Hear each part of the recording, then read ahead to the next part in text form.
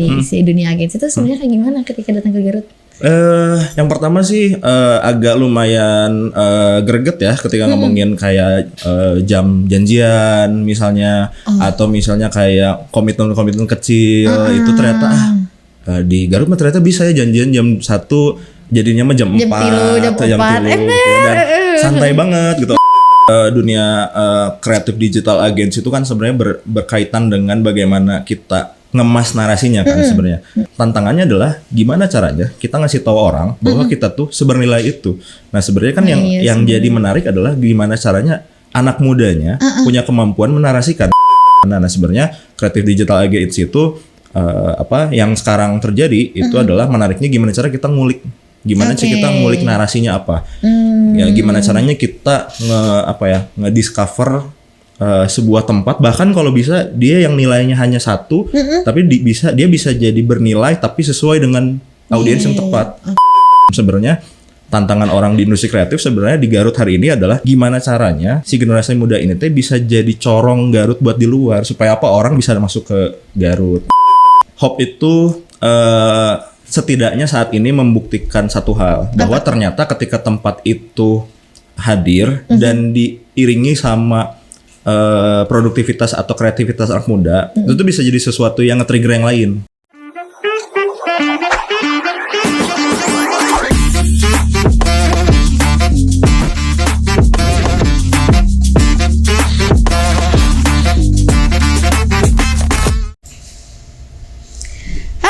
Assalamualaikum warahmatullahi wabarakatuh. Sampurasun. Kembali lagi bersama aku di Suara Garut. Dan hari ini spesial bersama Kang Rian. Halo Kang Rian yang aku bingung nih mau mempresentnya tuh sebagai apa. Tapi katanya present aja sebagai kreatif director ya. Bingung nih karena kayaknya kalau tadi sempat ngobrol di belakang banyak sekali peran-peran yang dimainkan ya di dalam hidupnya ya. Kebetulan ya memang. Multi talent ya, segala all rounder dikerjain pokoknya. Multi talent itu bahasa kerennya mungkin ya, kalau bahasa realistisnya bakat sih. Iya, bakat kubutuh ya say ember. Betul.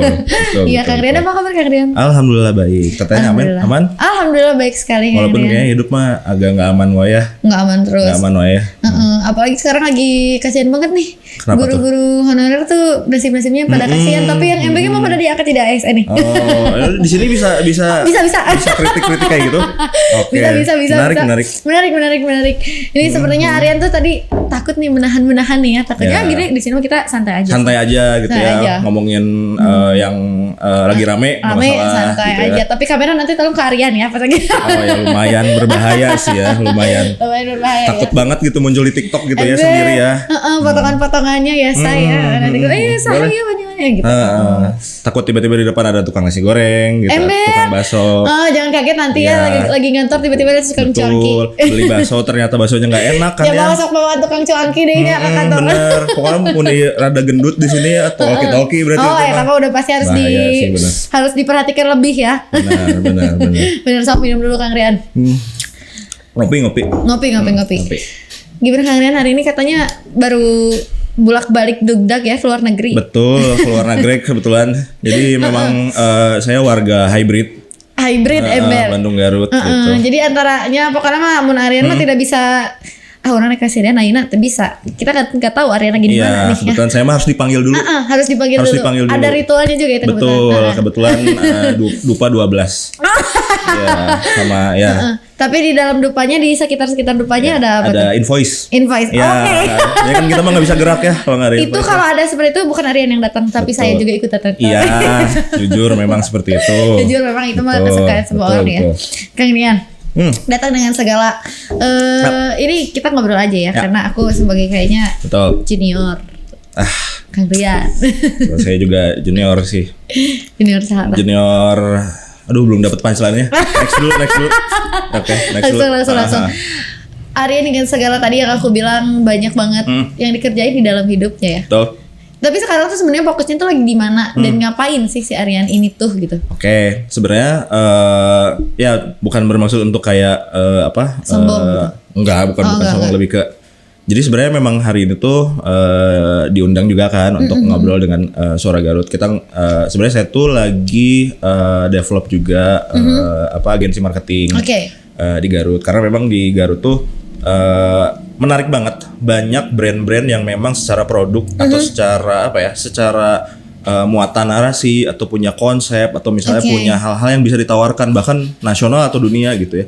Tapi nggak banyak yang bisa ngomongin tentang gimana caranya bikin performa marketingnya kayak ngomongin campaign, ngomongin konten yang konten yang memang benar-benar mewakili nilainya gitu. Nah sebenarnya ketika agensi marketing ini dibuat ya, kebetulan namanya Mote Kreatif, jadi cukup jadi menarik karena banyak case ternyata di Garut itu tuh ternyata banyak case ya. Karena fun fact juga Aryan sebenarnya sudah lama bergaung di dunia agensi juga, tapi tidak di Garut ya. Dan ketika ngeliat ke Garut berarti culture shock juga.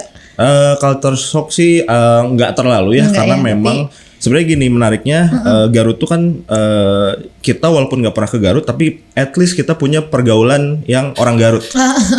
Dengan apa? Dengan kebiasaan merantau. Kan orang Garut mah aya wae di mana-mana ke Bandung, ke Jakarta, ada wae lah pasti. Ya. At least teman kampus atau teman kerja dan segala macam. Jadi referensi kita soal Garut tuh pasti nggak kurang lah, ada lah setidaknya lah kita diceritain gimana sih Garut tuh, pokoknya Garutnya alamnya indah, apa yang bagus-bagusnya, yang jelek-jelek nama goreng di Garut mah matakna ge urang merantau dan segala macam. Nah sebenarnya itu jadi sesuatu yang menarik ketika ke Garut dan ada pekerjaan ternyata di Garut tuh ternyata seperti ini.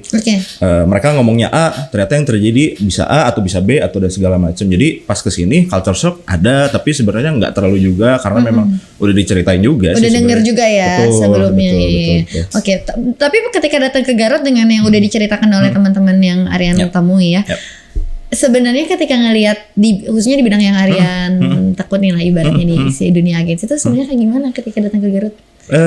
Yang pertama sih agak lumayan greget ya ketika ngomongin kayak jam janjian misalnya atau misalnya kayak komitmen kecil itu ternyata di Garut mah ternyata bisa ya janjian jam 1 jadinya mah jam 4 atau jam 3 dan santai banget gitu orang-orang. Sementara kalau kayak di Bandung kita kalau jam 1 karena memang nggak ada yang tahu bahwa jam 2-nya dia ada jadwal lagi dan segala macam. Kita cukup strict soal waktu karena memang waktu tuh penting kan. Terus juga ngomongin soal etos kerja di situ tuh benar-benar setidaknya yang bisa saya bilang di dunia industri kreatifnya, karena nggak tahu ya di industri yang lain itu kayak bisa aja kerja tuh mulai jam 12 beres jam 10 malam gitu kan, dibanding yang Bandung yang dia strict banget soal timing kerja kan, kayak masuk jam 7 keluar lagi jam 3 karena mereka tuh butuh kayak main juga dan segala macam. Di sini mah main tuh bareng sama kerja. Jadi bisa sambil nongkrong kemana, laptopan atau kalau enggak ngonten dan segala macam. Setidaknya di industri kreatif ya, nggak tahu kalau industri lain. Iya kan di Garut OTW-nya itu tungguan Betul, kayak itu di semua Jawa Barat ya kayak. Di semua Jawa Barat berlaku lah gitu. Jadi ya lumayan ada, bukan culture shock sih, lebih ke kayak ternyata ada perbedaan lah ya. Ngerasain perbedaan juga dari hal-hal tersebut. Iya sih benar-benar.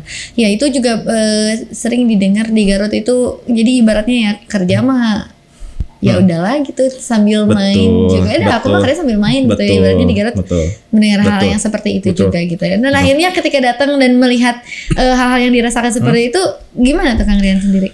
Sebenarnya sih nggak terlalu jadi ya intinya kan ya udah kan kita nggak bisa ngontrol semua orang ya. Dalam arti ya udah kalau mereka mungkin tuh kayak gitu, tapi ada kayak kontrol diri sendiri aja, kayak ya udah kalau mereka gitu setidaknya kitanya enggak gitu. Jadi tetap kalau jam 1 datang jam 1 paling nge-WhatsApp terus aja, ini gimana jadi enggak, ini gimana jadi enggak. Dan sebenarnya yang menarik adalah kan saya sama partner-partner saya juga di Mote, ada Nanan, ada Iwan, itu biasa juga di Bandung kerja dan segala macam. Jadi habitnya habit Bandung lah, walaupun sebenarnya saya tuh agak nggak suka juga sih ngomong habit Bandung, habit Garut gitu. Sebenarnya habit kan nggak ada geografisnya sebenarnya. Balik lagi ke pribadi masing-masing ya sebenarnya. Cuman dalam konteks bahwa umumnya di Bandung dan umumnya di Garut seperti apa? Seperti itu. Kita tuh biasanya jam 1 datang. Nah, sebenarnya kita jadi dibiasain aja. Kita biasanya datang jam 1. Jadi mungkin nanti lawan ketemunya juga ada sih tepat waktu orang nggak enak ngerasanya, dari itu kita biasain supaya mungkin nular nggak tahu, tapi at least dari kitanya juga ngomongin komitmen, karena komitmen kayaknya bukan tentang sama orang lain juga, kayak tentang kitanya juga. Iya, gitu. Sama diri sendiri juga itu komitmen penting juga ya. Betul. Dan katanya gini di Garut tuh orang-orang beberapa kali orang yang kerja dengan orang Garut yang punya kerja sama, ibaratnya ketika ngasih tugas, ngasih kerjaan lah ibaratnya ya. tugas saya sekolah ya, saya kerjaan gitu. Tolong dong, ya sesimpel kamu follow up dong ke si ini misalkan. Nggak cukup sampai di sana. Kalau katanya ke orang Garut, aku nggak tahu ini katanya. Katanya kalau ngomong ke orang Garut itu harus detail banget. Kamu follow up ke sini, kamu tanyain yang ini, yang ini udah atau belum, yang ini. Nah, beda banget sama beberapa klien yang mereka temuin di luar Garut. Kayaknya ketika ditanyain follow up ya mereka udah ngasih laporan tuh udah lengkap banget. Tapi itu kerasa nggak sama Aryan kayak gitu? Sebenarnya yang cukup menarik adalah ternyata nggak semua. Ternyata nggak semua. Ternyata balik lagi ke orangnya. Ternyata dan sebenarnya sangat berpengaruh ke pemahaman dia terhadap pekerjaannya. Jadi ketika dia ngerti, ketika dia ya kalau kata anak sekarang nyampe lah. Kalau lu nyampe gitu kayaknya sih nggak usah dijelasin banyak ya. Misalnya ini follow up ini ya terkait ini udah sebenarnya dia nanti akan follow up dan dia akan tahu gimana cara reach-nya, gimana cara approach-nya sampai mana dia harus nge-reach. Betul. Jadi ketika dia ngerti sebenarnya paham-paham aja. Tapi kalau yang nggak ngerti memang kita harus ada jelasin. Walaupun sebenarnya hampir di semua daerah pun kalau ketemu sama orang yang seperti itu memang harus dijelasin lebih direct aja sih sebenarnya. Iya paham ya, balik lagi ternyata tergantung orangnya kayak gimana ya. Dan betul. Paham akan si tugas dari kerjanya tuh kayak gimana. Iya betul. Walaupun banyak kok karyawan yang double job ya. Oh sangat kebetulan teman-teman di Mote shout out ya sama teman-teman di Mote juga semuanya double job semua. Oh semuanya double job. Jadi ya. ada yang jadi tour leader, ada yang jadi videographer di luar juga, ada yang banyak lah, ada yang jadi programmer, ada yang banyak lah. Jadi memang kita kebetulan semuanya berbakat. Alhamdulillah berbakat kubutuh. Jadi ya in this economy mah kayaknya mah harus seperti itu ya. Iya benar. Di 2026 ini yang semakin sulit ya, say. Yang semakin di Garut mah naik juga 100.000 UMR-nya. Iya. Gitu. Kayaknya kita memang harus berlatih cara memuji pemerintah ya supaya alhamdulillah siapa tahu komisaris gitu ya. Kopi, guys. Iya udah kan nyatu dewan-dewan lainnya. Lumayan lah ya meren gitu ya. Bisa kok ngomong kayak menarasikan bikin skrip sendiri juga bisa. Bisa. Terbiasa gitu ya. Gak perlu ada Aspri yang menuliskan untuk kata sambutan juga ya. Bisa kok bikin rompi di sini tulisannya Rian gitu bisa. Oke. Bisa sendiri gitu. Karung beras pun bisa. Iya. Oh bisa ya di sini gitu ya. Menarik. Bisa. Oke. Bahkan sekarang kayaknya kalau ngomongin industri secara pekerjaan yang Aryan ini pun ngelihat udah joget TikTok juga ya kan bahlul. Ya itu di negara Konoha kan ya. Ini negara orang lain negara orang lain kan. Berarti itu satu hal yang kayaknya jadi branding juga ya. Dan jadi salah satu pekerjaan di agensi yang Aryan kerjakan juga. Betul. Dunia kreatif digital agensi itu kan sebenarnya berkaitan dengan bagaimana kita ngemas narasinya kan sebenarnya. Dunia brand juga kayak bisnis sekarang gitu ya. Kayak Garut tuh kan beberapa kali juga di beberapa ngobrol di podcast ini juga ngobrolin tentang bagaimana Garut tuh sebenarnya indah, punya banyak peluang lah gitu untuk nawarin sesuatu ke dunia. Bahkan nggak ngomongin dunia lah, Indonesia dulu aja gitu. Bahwa kayak mungkin orang Sulawesi, orang Sumatera, mungkin mereka ketemu gunung juga, ketemu tapi Garut mah dia punya semuanya, ada air panas, ada banyak lah mau ngomongin apapun gitu. Tapi tantangannya adalah gimana caranya kita ngasih tahu orang bahwa kita tuh sebernilai itu. Nah sebenarnya kan yang jadi menarik adalah gimana caranya anak mudanya punya kemampuan menarasikan kan. Iya sih. Sekarang ngomongin area Cipanas gitu, ngomongin area Cipanas tuh air panas tuh udah semua tempat juga ada air panasnya. Betul. Kita ngomongin onsen, kita ngomongin Jepang, kita ngomongin Thailand, apapun juga ada air panasnya. Tapi apa yang bikin si Garut ini spesial dan gimana cara kita jualannya? Iya sih. Ngomongin konten ngomongin konten viral itu teknis. Tapi ngomongin narasinya, positioningnya, kayak kita ngomongin kalau mau berendam di mana, kalau mau renang air panas di mana, kalau mau yang tipenya kayak waterboom di gimana, itu teh tricky dan itu butuh skill set untuk komunikasiinnya gitu. Nggak cuman kayak konten-konten TikTok itu kan teknis doang ya, maksudnya kayak velocity atau apa itu kan teknis, maksudnya caranya doang, tapi menarasikannya gimana. Nah sebenarnya Creative Digital Agency itu yang sekarang terjadi itu adalah menariknya gimana cara kita ngulik, gimana sih kita ngulik narasinya apa, ya gimana caranya kita ngediscover sebuah tempat, bahkan kalau bisa dia yang nilainya hanya 1, tapi dia bisa jadi bernilai tapi sesuai dengan audiens yang tepat. Oke. Itu sebenarnya menarik. Berarti emang harus ada peran dari si orang-orangnya juga, bagaimana mereka mempresentasikan si hal tersebut ya. Betul. Karena sebenarnya gini, concern kita ya di Garut tuh kita sulit banget ketemu temen seperjuangan atau temen kerja lah gitu kayak.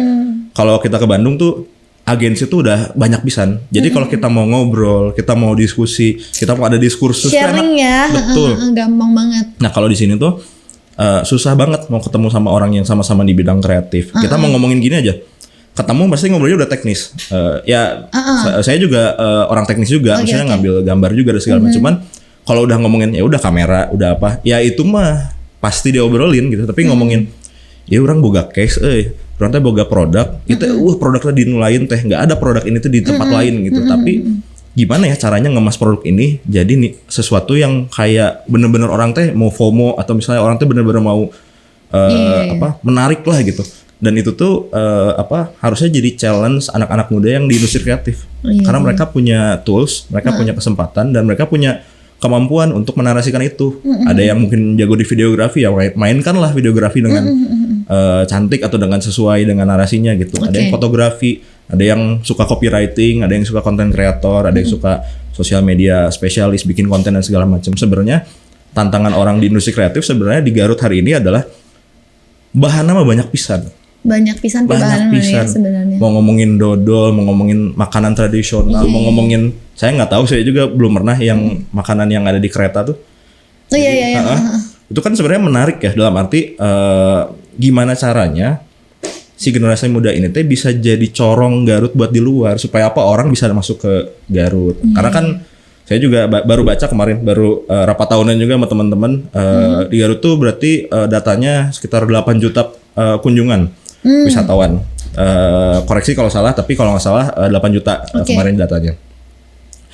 Kita aja marketing agency kita, semua klien kita itu kalau di total kita tuh bisa nge-reach belasan juta. Lebih banyak ya, lebih belasan. Banyak dari kunjungan yang 8 juta. Betul, itu ya. Jadi kita bisa nge-reach 18 juta akun di seluruh Indonesia. Tapi mayoritas Jabodetabek karena marketnya wisata Garut tuh Jabodetabek. Nah, itu aja sebenarnya bisa ngebuktiin jarak peluang Garut untuk bisa nge-reach market wisata. Kita belum ngomongin kontennya bagus atau enggak. Kita nggak ngomongin wisatanya bagus atau enggak. Ini hanya ngomongin yang datang 8 juta. Kita bisa nge-reach 18 juta atau berapalah belasan juta lah gitu. Itu aja udah bisa ngegambarin kekuatan dari narasi. Iya sih. Kalau misalnya kita naikin aja kapasitasnya, budget marketingnya ditambah, atau misalnya ngomongin soal wisata-wisata pada kompak, ayo kita nge-ads bareng atau kita bikin sebuah kayak nge-marketingin dengan strategis gitu. Mungkin jumlahnya kan, numbersnya kan. Iya sih, iya benar. Edan lah gitu maksudnya. Iya, malah kayaknya lebih gampang naik gitu yang bad-badnya ya. Ya itu salah satu cara aja, misalnya salah satu teknik. Tapi gitu. Itu PR gak sih kan ketika yang tadinya dengan kata Kang sendiri si anak muda tuh harus bisa kayaknya menyampaikan narasinya mereka supaya si Garut ini orang-orang lebih tahu lah kayak gimana. Dan ketika naik tuh ada berita yang Garut Day. Itu Kang Dedi sampai capek yang ngurusin Garut Day katilu kali. Iya kan? Kemarin bikin video ya, jangan rame-rame gitu ya. Cik itu cenah Garut Day we nya cenah kayak gitu. Punten buat Kang Dedi, memang kebetulan Garut tuh nggak bisa diem ya. Iya benar. That simple. Betul. 1 tambah 1 sama dengan 2. Iya, aduh. Ya, itu jadi sangat up to date ya. Sangat up to date ya. Terus itu kan jadi salah satu ini gak sih Kang, jadi orangnya can bisa ngereca tapi guys aya deui ya yang harus dibenerin itu kan berarti harus nge-branding lagi, maksudnya memperbaiki lagi si citra itu jadi sebenarnya kalau saya ngelihat mungkin nggak PR sama sekali bahkan. Karena anak muda sekarang tuh sangat ekspresif. Mereka tuh mampu mengekspresikan apa yang mereka rasakan, apa yang mereka ngerasa penting.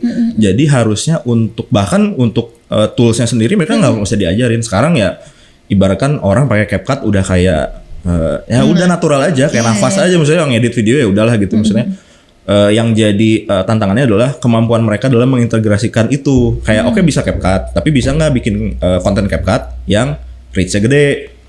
Bisa nggak bisa bikin konten yang engagementnya tinggi. Itu baru level 1 tuh. Ini agak advance, agak teknis, tapi bisa nggak ngomongin konten yang engagement tinggi tapi engagementnya 1 bulanan. Iya, paham. Ada layer lagi 1 bulanan, layernya engagementnya tinggi, apa artinya? Jadi bisa baca data juga dan segala macam. Jadi marketing tuh bisa diukur, bisa distrategikan, bisa bahkan bisa ya sekarang kan ya ini pasti keluhan semua marketer lah gitu. Marketing tuh nggak ada urusannya soal sales, karena sales tuh ya udah sales aja, penjualan. Marketing mah justru cuma nyampein aja, kita mah nyampein dan membuat orang tertarik. Makanya itu kadang orang-orang udah terbelenggu dengan si marketing mah tukang dagang ibaratnya, iya gak sih? Betul. Ternyata enggak seperti itu. Itu mah udah basic di mana-mana. Akang marketing iya, udah pertama udah salah. Berarti bisa dong bikin konten sosial media. Kayak heula. Marketing tuh bukan bikin sosial media, marketing tuh kita membuat si brand ini lebih kelihatan ke market. Salah satunya sosial media. Ada yang nggak pakai sosial media, ada yang pakai offline dan segala macam. Kebetulan tools yang sekarang paling gampang tuh sosial media, karena banyak orang kan. Nah, ketika bikin sosial media, nah kontennya rame tapi omsetnya nggak bagus, itu juga udah beda lagi. Ya akhirnya kita tinggal beda aja. Kalau yang nontonnya 10 juta orang, yang datangnya 1 juta orang, pas datang di ladangan nggak bagus, atau misalnya layanannya kurang bagus, ya itu kan tetap nggak akan jadi sales juga. Jadi banyak poinnya. Nah sebenarnya marketing agency ini sebenarnya tugas utamanya itu adalah kita tuh kan konsep marketing agency itu sebenarnya sederhana. Expertise dikumpulin di satu tempat, nge-selesain sebuah case di sebuah tempat. Makanya dia punya rate, dibayar ya, banyak orang mahal atau nggak relatif lah, tapi dia dibayar karena isinya expertise. Konten media spesialis, dia expertise di bidang konten dan spesifik banget. Kalau kita nge-hire makan videographer, ngadminan, ngabalasan customer. Nah, benar. Itu kan dosa yang tidak kerasa sebenarnya, namanya atasan teh. Nah, kalau di agensi itu kita semuanya satu orang karena spesialis. Alhasil kalau semuanya spesialis, hasilnya bagus dong. Iyalah. Walaupun bagus relatif, tapi kualitasnya harusnya lebih baik. Tapi dari situ sebenarnya poinnya adalah kita tuh pengen bisa ngasih edukasi juga ke brand-brand lah, terutama ini yang butuh banget tuh brand-brand lokal yang punya. Kita tuh sering pisan ketemu brand lokal yang produknya teh madodet banget gitu ya. Ini mah ulah main di Indonesia. Main aku di luar. Dan itu datang di Garut pun banyak yang kayak gitu, brand kayak gitu. Mau ngomongin kulit, mau ngomongin bahan apapun lah gitu. Mau ngomongin apa, itu banyak banget. Dan kita tuh cuman berpikir gini, jarak dia dengan marketnya mungkin hanya sekali konten atau sekali ads. Atau sekali KOL mega, mungkin KOL besar tapi dengan narasi yang cocok gitu ya. Mungkin jarak mereka ke market itu tuh seperti itu gitu, walaupun itu oversimplifikasi ya, walaupun nanti prosesnya akan lebih panjang lagi kalau marketing. Tapi poinnya adalah kita tuh pengen marketing agency itu lebih banyak sebenarnya di Garut. Jadi orang-orang tuh membiasakan diri untuk membangun sebuah budaya expertise. Ya walaupun cukup panjang sih, jauh pisah lah, cuman intinya kalau kalian jadi videographer teh, jadi videographer nu edan. Kalau kalian jadi konten media spesialis teh, jadi konten media spesialis yang ngelotok gitu. Supaya apa? Supaya kalian tuh bisa megang brand dan memang bisa bikin si brand itu tuh naik. Iya, oke. Soalnya gini, jangan-jangan Garut tuh bukan kekurangan potensi atau kekurangan peluang, tapi kita tuh udah punya ngan bisa ngolahna naras atau can bisa jualana. Makanya butuh si tempat itu. Betul. Makanya ya si moto itu kan akhirnya kita bikin kita tadinya nomaden, kayak kerja tuh di antara satu kafe ke kafe lain tadinya. Terus lumayan ya. Katanya pemasukan kafe paling besar dari Mote kan ya? Iya, kebetulan kayaknya bisa di absen ya semua coffee shop. Kalau ada bill Mote itu setiap bulannya berapa? Ada gitu. Nanti kita main tring deh, enggak ya? Lumayan akuntingnya juga, shout out sama Ahmad ya. Akuntingnya juga lumayan capek kayaknya, Rembers Kopi. Udahlah, ngobrol. Coba kita alokasiin bisa nggak nyawa kantor? Nyarilah kita kantor. Dari si kepusingan Rembers Kopi YT gitu ya? Oke. Nyari di mana, di daerah Tarogong, daerah Jalan Bang, daerah ketemunya di Cipanas. Di Cipanas ada dulu sebelumnya kayak tempat kopi Lokataran namanya. Kita juga salah satu teman kita juga terus kita approach, ngobrol-ngobrol, ternyata oh iya ya udah cocok karena mereka juga memang mau mau beres lah gitu. Terus kita masuk, ya udah ngantor lah. Dan ketika sudah ngantor, ya udah kita kan jadi kontak lah dengan klien-klien kita kayak ngobrol, terus kita meeting segala macem. Di kantor si Mote itu. Iya betul. Jadi terjadilah banyak perbincangan-perbincangan yang sebenarnya setelah meeting mah perbincangan jadi liar ya. Misalnya ngobrolin apa aja gitu. Cuman kebetulan banyak perbincangan ngomongin soal bikin naonnya gitu. Nah itu sebenarnya yang nge-trigger banyak gitu. Sebenarnya meetingnya mah cuman ya sejam 2 jam, tapi di luar ngobrol meetingnya bisa 5 jam. Tapi percaya nggak? Apa tuh? Meetingnya mah 5 jam. Ngobrolnya juga 5 jam. Kadang-kadang seharian. Oh iya. Jadi seharian tuh meeting real gitu ya. Iya, meeting real. Kadang-kadang memang meeting tuh walaupun meetingnya juga nggak full meeting juga gitu. Ya tapi ada juga yang sebentar memang, ada yang sebentar, ada yang lama, tapi kita merasa tempatnya tuh dia secara sosial, secara teknikal, secara strategis juga gifted gitu. Jadi tempatnya tuh kayak dia nggak rame, nggak juga di tempat yang jauh, tapi jumput juga gitu. Jadi sebenarnya menarik gitu. Paham. BTW kalau yang belum tahu ya kita kan lagi ngomongin Hope Space ya. Hope Space-nya ya, oke. Jadi ada satu tempat yang kita namain kantornya Hope Space ya. Jadi itu tuh bulan berapa ya? Saya tuh lupa pertama kali di sananya, tapi tahun kemarin apa udah? Tahun kemarin ya? 2025 tengah lah, pertengahan 2025. Kita nempatin di sana sekitar 3 bulanan atau ya sekitar 3 bulanan tuh kita cuman Mote aja yang ngantor di situ. Sampai ada salah satu rekan kita juga Billy dari Popotoan dan Pleasure Noise. Orang ngilu lah ngantornya dia gitu. Maksudnya kita bikin banyak hal lah di sini, kolaborasi atau apapun gitu. Dan sebenarnya tawarannya cukup menarik. Kita ngomongin, tapi jika bakal menarik kalau ini direnov. Karena tempatnya itu tadinya hanya tempat kopi yang rumah banget gitu. Sementara kan si anak muda teh anu tadina abis nginjek kerikil ya dengan sepatu Salomonnya gitu ya. Walaupun sebenarnya nggak cocok di situ, harusnya di gunung ya. Jika dibikin lebih lucu, menarik, dibikin lebih anak muda lah gitu.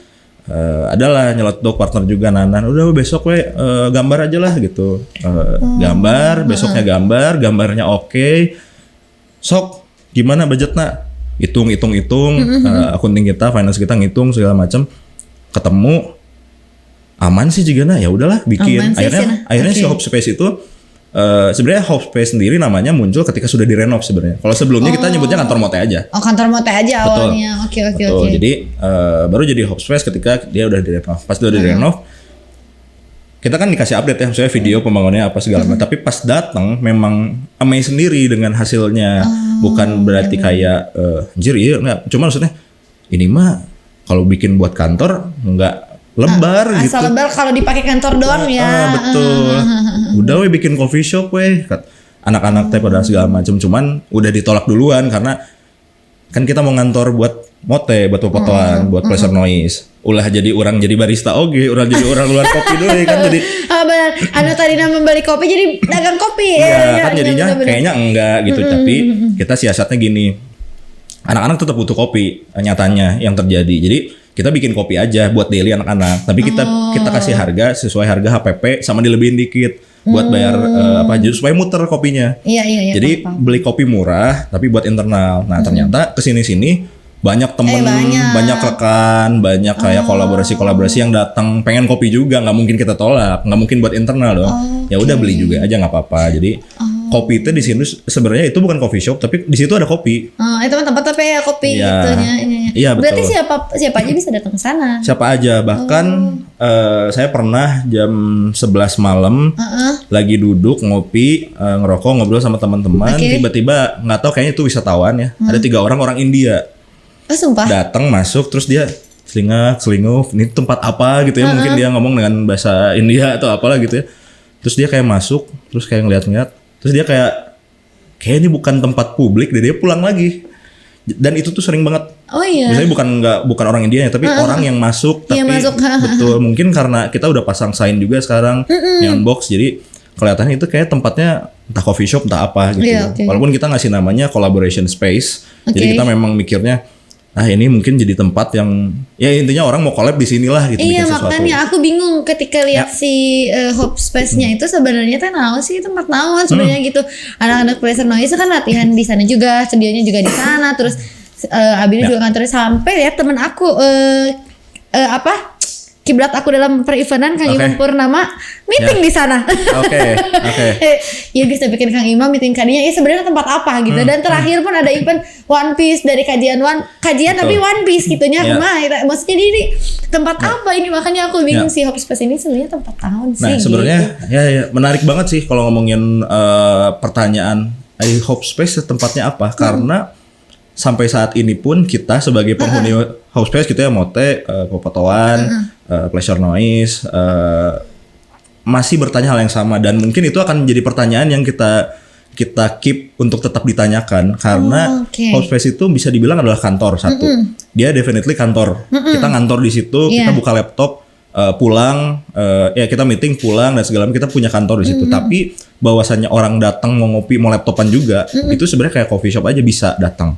Dan sebenarnya kita nggak dan juga kita bikin kopinya nggak banyak, kayak sehari cuma 20, karena yang datang juga kita nggak pernah tahu, kadang sedikit kadang banyak. Jadi definitely bukan coffee shop tapi kantor yang ada kopinya. Tapi kita nggak merasa kayak kalau orang yang nggak ngantor di sini jangan kesini, nggak juga, datang aja, nggak masalah gitu. Itu juga sesimpel kayak yang tadi kata Akang, yang orang India yang datang bertiga datang ke sana, ini tempat apa, ini pulang lagi gitu ya. Jadi ya itu kasusnya cuma baru orang dia. Kalau orang sini mungkin pernah ada yang duduk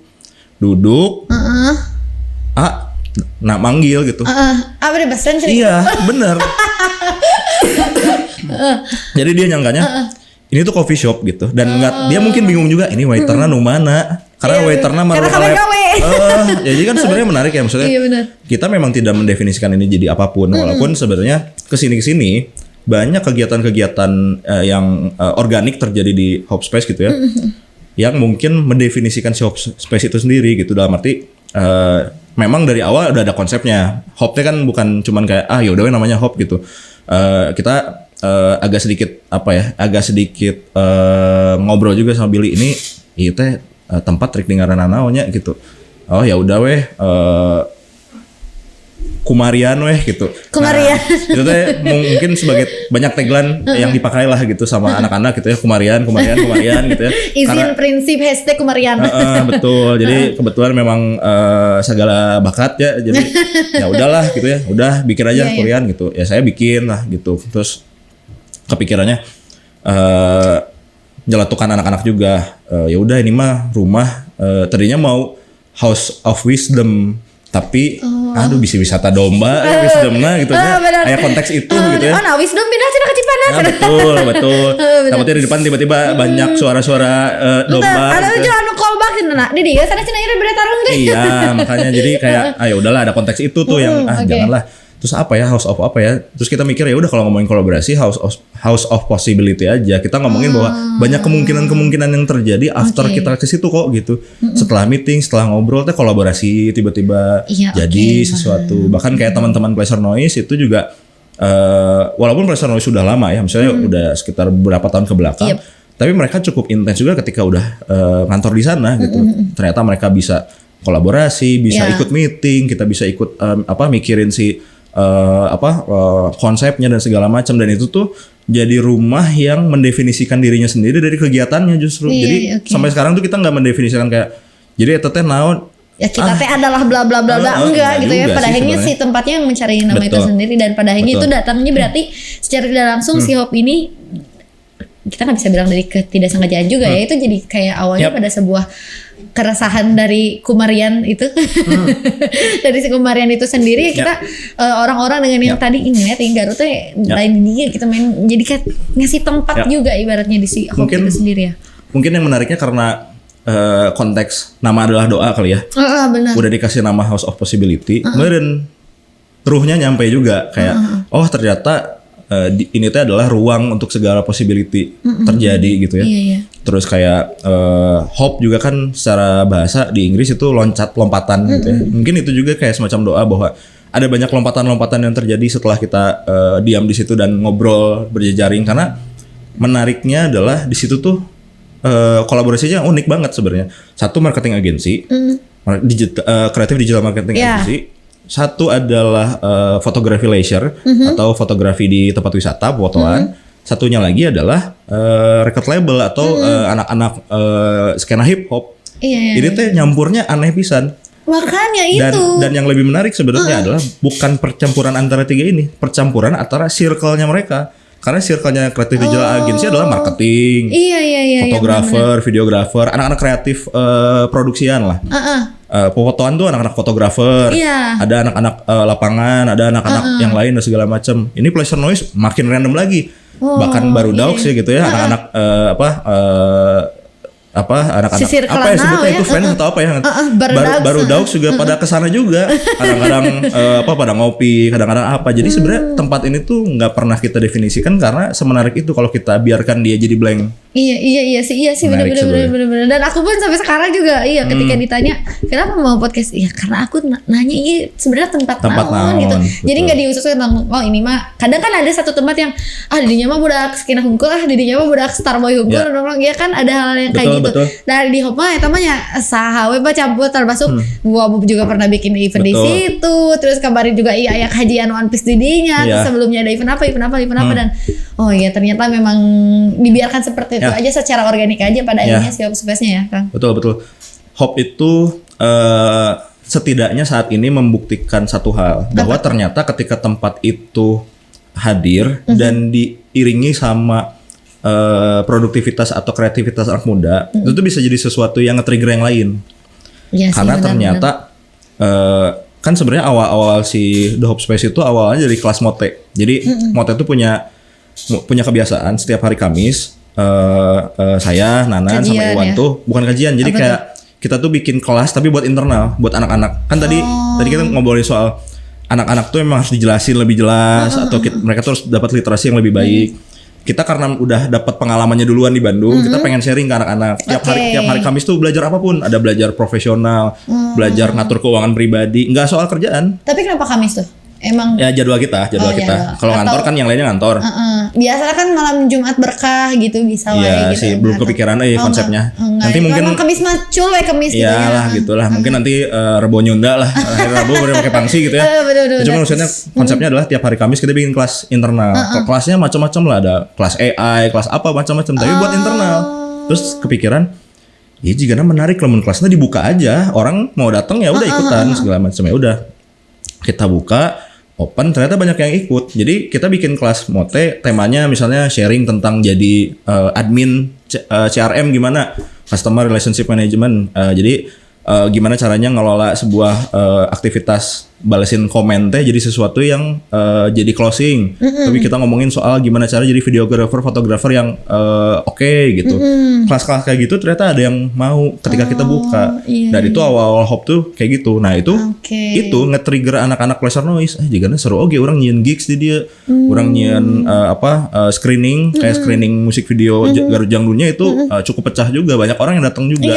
Dan itu ternyata nge-trigger juga yang lain kayak teman-teman kita lah gitu. Bikin apa graffiti. Kemarin kan ada graffiti dan segala macam dari anak-anak graffiti itu juga nge-trigger juga. Itu juga jadi banyak pertanyaan. Ari The Hop teh orang bisa nyir iya. Enggak pernah kita ngomong enggak. Pertanyaannya cuma tinggal sok aja datang mau gimana setupnya segala macam yang kita bisa support, yang kita nggak bisa support mangga disiapin sendiri aja gitu. Karena kita benar-benar nggak pernah kita nggak pernah melabeli si Hop ini seperti wedding venue kayak punya red gitu. Kalian sakieu lah pokoknya mah ka Hop sok nyen acara. Nggak pernah karena kita juga tidak pernah punya agenda untuk nyari profit di situ. Karena dari ini mah di atas juga kantor. Cuman kan aing kantor hungkul mah bete nya buka laptop ngerjain main sama teman-teman sendiri ya udah gitu. Ini tuh terlalu lebar gitu untuk jadi sebuah kantor gitu. Kayak mending jadi tempat di mana banyak obrolan-obrolan seru gitu. Walaupun sebenarnya mayoritas waktu nggak selalu ngobrol kerjaan sebenarnya. Kan namanya juga industri kreatif, kita mah tetap butuh heureuy, tetap butuh ngabanyol dan segala macam. Iya gitu. Sih benar. Satu hal yang harus menjadi paling harus diterima kasihin tadi si akuntannya siapa? Kang Ahmad siapa? Kenapa? Kang Ahmad ini karena Kang Ahmad pusing nge-reimburse kopi akhirnya terciptalah kopi. Betul. Bener. Kang Ahmad itu adalah ustadznya The Hope. Jadi memang dia akunting, tapi memang dia ustadz akunting juga. Syariah. Ya. Assalamualaikum, salam kenal Kang Ahmad. Ini kita bisa menghabiskan waktu lebih banyak loh untuk nyebutin orang-orang The Hope. Lebih seru ini. Lebih seru ya. Cuman ya udahlah ya. Nah, sebenarnya yang menariknya adalah setelah kegiatan-kegiatan kemarin terjadi gitu ya, kayak itu tuh sebenarnya terjadi karena benar-benar celetukan. Jadi House of Possibility itu menarik karena spontan. Ya, ya betul. Nah itu agak lama ya gitu. Nah si The Hope ini menarik karena kayak kajian gitu ya. Itu tuh kayak dari obrolan gitu. Jika serunya orang ngebahas One Piece tapi sudut pandang agama gitu. Kira-kira bisa pokoknya ajian gitu acaranya. Asbun ya, iya, dan Asbun yang memang terfasilitasi gitu, dan ternyata ketika difasilitasi jadi acara yang cukup lumayan menarik gitu. Maksudnya dari mana komunitas One Piece ngobrolin One Piece di sudut pandang Islam, jam ustad gitu. Dan maksudnya poinnya adalah bukan mendegradasi poin Islamnya, justru adalah merelevansi si Islamnya itu sendiri kan sebenarnya. Dan itu tuh terjadi di kantor Creative Digital Agency, Photography Laser sama hip hop. Dan itu tuh sebenarnya itu jadi naon sih tempatnya kan. Abstrak banget ya. Iya itu jadi sesuatu yang bikin kita juga jadi amazed lah. Amazed itu dalam arti oh ternyata tempat ini tuh bisa kayak gini ya, dan kita tuh menunggu pisan nextnya naon deui gitu. Dan itu tuh hal-hal yang keluar karena memang ada keinginan dari si orang-orang tersebut, walaupun dia yang tidak selamanya yang Asbun itu tidak menghasilkan sesuatu ya. Betul. Salah satunya di Hope juga. Betul. Iya benar. Dan mudah-mudahan juga kita tunggu gebrakan-gebrakan lain dari Hope Space. Ya sebenarnya sih kita nggak mau kayak tungguin ya nanti di tanggal ini ada apa, nggak juga, karena kita juga ada kerja gitu ya. Iya, spontan aja. Ya. Tapi walaupun kadang-kadang kita mikirnya gini kayak iseng minggu depan orang bikin apa, dan nggak pernah kayak ke plan, ya udah bikin aja ya udah gitu. Kalau dari sudut pandang Hope-nya gitu. Iya bikin apapun di situ mah bisa lah, hanya ibaratnya masih simpel. Jadi jika Aci Hope mah jadi Cimol bisa, jadi Cilok bisa, jadi Cilung bisa ya, jadi alhamdulillah ya alhamdulillah. Betul. Intinya mah kayak gitu ya. Jadi begitulah si Hope. Sebenarnya ini jadi kayak semacam pesan terbuka juga buat teman-teman di industri kreatif gitu ya, bahwasanya teman-teman yang mau bikin kegiatan, yang mau bikin kayak semacam movement atau apapun, Hope tuh akan sangat terbuka untuk kegiatan-kegiatan kayak gitu. Kenapa? Karena dia memang mungkin secara natural didesain kayak gitu, kayak ada tribun, terus kita juga ada ada TV gitu, ada sitting lah gitu, bisa di-adjust dan segala macam. Cuman mungkin tinggal timing dan kira-kira kita koordinasinya gimana. Sisanya mah udah nggak ngomongin apa-apa gitu. Paling sebenarnya yang menarik adalah ada beberapa hal yang terjadi di luar dari hal-hal yang positifnya sebenarnya, kayak misalnya ini juga kendala ya di kita. Cuman yang menarik ini kendala yang harus di-solving juga, kayak tiap ada acara kan sebenarnya kita juga ada cost ya. Kayak kita ngomongin juga biaya listrik segala macam. Nah itu juga menarik itu. Kita yang tadinya kita mikir seru lah orang ayakeun weh segala macam, tiba-tiba acara jadi isu karena tit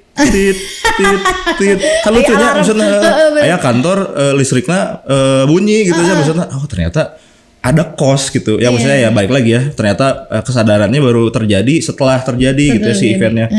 Ada listrik, ada cost listrik, aya cost minum si galon, nya aya cost ieu, aya cost itu, nya iya teh aja kata jong meja teh nya aya potong gitu ya, kursi potong segala macem. Nah itu tuh ternyata jadi satu hal yang membuat kita, yang buat kita sadar sebenarnya positif sih, dalam arti ternyata ketika ngomongin kolaborasi di lintas divisi lintas industri gitu mau industri apapun dan mau kolaborasi di satu tempat, tempatnya dia harus grow, tempatnya dia harus punya kemampuan untuk terus heal, untuk memperbaiki dirinya sendiri. Dan ternyata itu salah satu caranya adalah gimana caranya secara keuangan, secara resource itu terus diperbaiki. Nah makanya lah jadi keluar cost. Nah itu sebenarnya yang kita tadi di awal mikirin, dan kita mah nggak mau jadi wedding venue. Kita nggak mau kayak pokoknya mah bikin event 1 juta, 2 juta, 5 juta, nggak pernah mau ada itu sebenarnya di awal. Tapi bahwasanya si Hope ini punya operational cost. Nah itu yang jadi kendala. Nah kita sebenarnya sekarang lagi ya di setup lah, lagi kita setup ada operational cost yang memang gimana caranya bisa hidup dari movementnya itu sendiri. Sehingga apa? Banyak movement lainnya ketika mau masuk dia terjadi terus. Sustain gitu. Muter terus ya, enggak stay di sana ya, benar. Dan ya balik lagi pokoknya siapapun dari bidang manapun ya, jangan jadi tidak membatasi industri manapun untuk bisa datang di Hope, terus main di Hope, bikin sesuatu di Hope juga itu bisa banget ya. Jadi hari Hope-nya mah ya udahlah, Mama udahlah kacamata. Betul ya. Enggak usah diiniin lah ya. Enggak usah diiniin. Sebenarnya intinya mah sok wae datang berjejaring aja, bahkan banyak kok yang datang kenalan, kenalnya baru di situ dan ayo bikin sesuatu hayu gitu, dan sebenarnya sangat oke banget gitu. Kita mah justru pengen si Hope ini jadi pemantik buat generasi-generasi muda yang pengen bikin sesuatu, bahkan lebih ekstrim lagi nggak masalah gitu. Yes, benar. Siapa tahu batik kayak naon kayak didinya, atau misalkan pertunjukan ular kayak apa di sana kita bisa banget ya. Satuan reptil dan lain-lain juga bawa bisa. Koper isinya 200 juta terus nggak minta apa-apa, kasih aja atau pisan gitunya. Atau pamer 200 juta tadinya abi di callingnya Aryan. Siap. Tepuk tangan untuk Aryan hari ini. Siap. Terima kasih Aryan. Siap. Nantilah aku kesana kalau 200 main aja. Kita mah open. 200 juta. Kebetulan kopernya nggak ada yang ngambil sih sisanya. 200 jutanya mau udah raih atau kemana sih? Kita kan kopernya jual kan bisa 200 ribu. Lumayan sih 200 ribunya. 200 ribu lumayan. Sehat selalu Aryan. Terima kasih sudah berbagi di sini pengalamannya. Sayang banget, nanti kita benar-benar ada episode lain dengan Aryan membahas yang lain ya. Boleh. Nanti kita ada satu episode review penghuni Hope. Boleh. Kebetulan kita juga butuh yang ngepel tuh di jadwal hari Minggu tuh. Hari apa Kang? Hari Minggu nggak, soalnya libur IPAI. Shout out to IPAI ya yang selalu standby. Berarti bukan tukang ngepel Kang. Handle IPAI. Ya, handle IPA ya. IPA itu adalah jenderal lapangan tengah. Karena dia ngatur-ngatur kursi ada Nadila nih. Nadila tuh adalah jenderal Hope-nya yang di atas. Dia ngatur administrasi, ngatur kapan galon diganti gitu. Hope tuh posisi dia di menarik. Posisi dia di geng motor menyeramkan. Benar, panglimana lah gitu. Panglimana, iya. Billy, saya, Nana, Iwan mah udah duduk aja gini gitu. Kamu kerja ngapain gitu. Billy mah tugasnya hanya kumarian itu. Betul ya. sih. Sekali lagi terima kasih Aryan.